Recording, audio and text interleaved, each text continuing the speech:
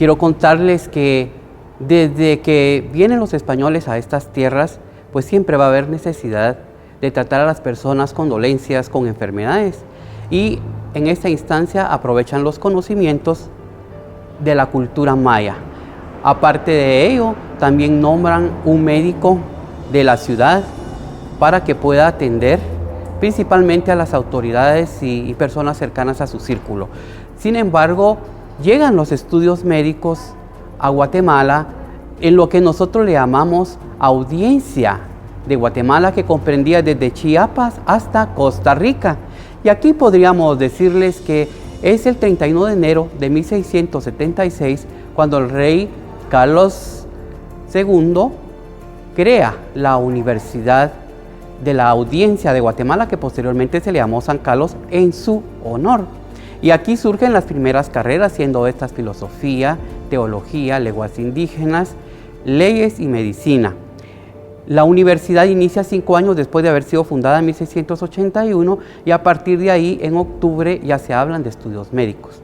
Vino Nicolás de Sousa a impartir medicina, pero quiero contarles que no hubo estudiantes de medicina y esta fue una carrera que no tuvo el prestigio que tenía teología, filosofía o derecho y que poco a poco se fue incrustando en la cultura de Centroamérica. Pero en medicina tenemos nuestro primer graduado hasta 1703, que es Vicente Ferrer González, y quiero decirles que si tomamos en cuenta los primeros 70 años de funcionamiento de la Universidad de San Carlos, tenemos un promedio de un graduado cada 9 o 10 años. Fue una carrera sumamente difícil, que no tenía el interés de estudiantes, pero que poco a poco fue teniendo prestigio y necesidad para atender a la población. Y de esto quiero mencionarles solo a 2 médicos que tuvieron una fama no solo del área centroamericana, sino también internacional. Y me refiero al doctor José Felipe Flores, que es el último que se gradúa en la ciudad de Santiago de Guatemala, hoy la Antigua, y él se viene a impartir clases aquí a la Nueva Guatemala, a la Asunción, cuando nos trasladamos a partir de 1777. Y bueno, en el edificio donde nos encontramos es la Real y Pontificia Universidad de San Carlos, un edificio neoclásico de primer orden y que constituye posiblemente el edificio público más importante del centro histórico de la Nueva Guatemala de la Asunción. Pero aquí también tenemos al primer médico graduado, que es Narciso Esparragosa y Gallardo, un joven venezolano que llega aquí. Él ya traía estudios desde Venezuela, se incorporó a la Universidad de San Carlos y aquí se gradúa, en este edificio donde estamos en este momento. Narciso Esparragosa y Gallardo es considerado uno de los 2 más importantes de los médicos coloniales. Él muere en 1819, poco antes de la independencia. Todavía le sobrevive el doctor José Felipe Flores, quien es considerado médico de cabecera del rey y muere en España en condiciones de pobreza que nosotros no nos explicamos cómo. Don Narciso solo vivió 60 años, pero fue con una carrera muy prodigiosa y en este caso él realiza inventos, por ejemplo un forceps, y genera también una campaña de vacunación en esos tiempos aquí en Guatemala. Él es muy reconocido. En esos tiempos tenemos mucho brote de viruela, muchas fiebres, y ya en Europa se están manejando vacunas.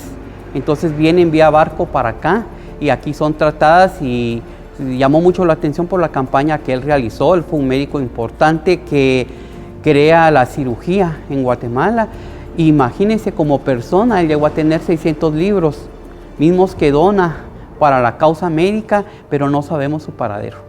Y el doctor José Felipe Flores también era inventor y crea unos maniquíes anatómicos para el estudio del cuerpo humano y que tuvieron reputación de carácter internacional.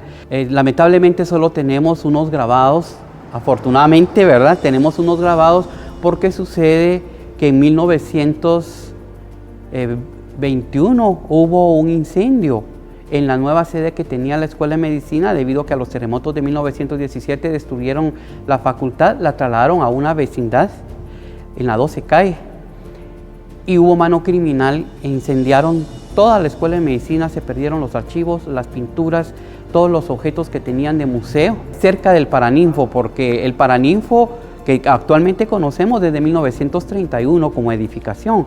Existía antes cuando perteneció a los agustinos, que son religiosos que fueron expropiados. Ahí crean la escuela normal y de la escuela normal pasa a la Facultad de Medicina, creada por Justo Rufino Barrios a partir de 1881. Cuando trasladan a la Nueva Guatemala la Asunción, a la universidad, pues aquí se viene junto a las carreras que se enseñaban, que era teología, filosofía, derecho y medicina, y funcionaban en estas instalaciones perfectamente. Sin embargo, fue creciendo el número de estudiantes y cuando llega Justo Rufino Barrios, él decide crear las facultades y a partir de ello, él divide, elimina teología y filosofía, no quiere sacerdotes que tengan que ver con la educación y aprovecha el edificio de la escuela normal, donde actualmente está el Paraninfo, para trasladar medicina. El propósito de Justo Rufino Barrios era que no hubiera comunicación entre estudiantes de Derecho y Medicina, porque ustedes saben que juntos son dinamita, y por eso los separó. No había teléfonos, en ese momento empezaban, y así que los tenían distantes, pero nunca fue un problema para que ellos se reunieran y realizaran lo que tendrían que hacer.